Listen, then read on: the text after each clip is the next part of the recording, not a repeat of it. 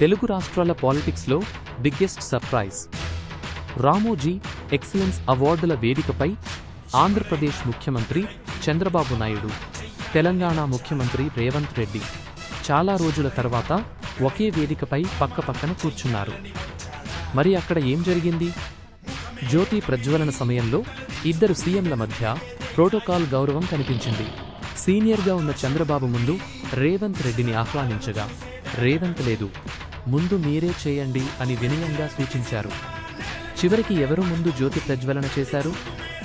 ఆ ఇంట్రెస్టింగ్ దృశ్యం మీకోసం వీడియో చూపించండి.